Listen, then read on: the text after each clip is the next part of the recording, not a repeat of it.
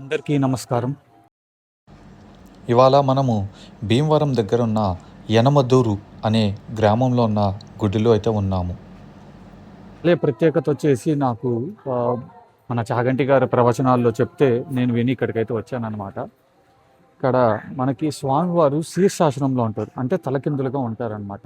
పక్కన అమ్మవారు ఉంటారు. ఇది ఒక చాలా పవర్ఫుల్ టెంపుల్ అనమాట. ఇది చాగంటి గారు చెప్పిన వీడియోని నేనైతే మన వీడియోకి యూఆర్ఎల్ ట్యాగ్ అయితే చేసి పెడతాను అనమాట. ఇది పక్కనే చెరువు ఉంది అన్నమాట. స్వామివారికి నైవేద్యాలు, అమ్మవారికి నైవేద్యము ఈ చెరువులో నీళ్లు మాత్రమే తీసుకొని చేస్తారు. ఇవి కాకుండా ఏ నీళ్ళతో చేసినా పొద్దు నుంచి రాత్రి వరకు పెట్టినా సరే ఆ ప్రసాదం అనేది ఉడకదంట. అది ఆ చెరువుకున్న మహత్యం.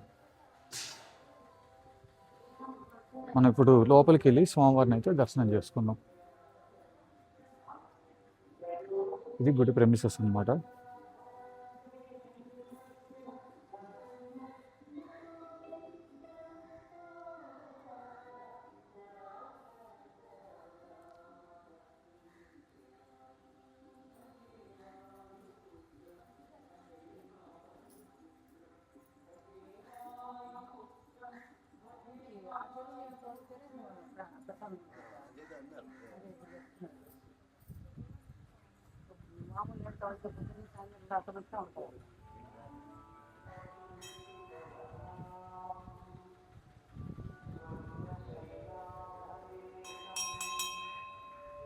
శనీశ్వరుడి వాహనం.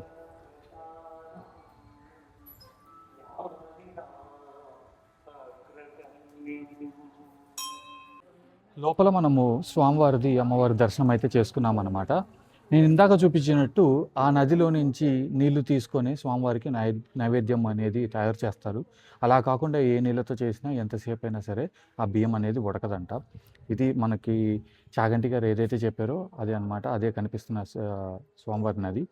మరియు లోపల స్వామివారు వచ్చేసి శీర్షాసనంలో ఉన్నారు, అంటే తలకిందులుగా ఉంటారనమాట స్వామివారు. పైన వచ్చేసి మనకి నాగా బొమ్మ అయితే ఉంది, ప్రతిష్ఠ అయితే ఉందన్నమాట.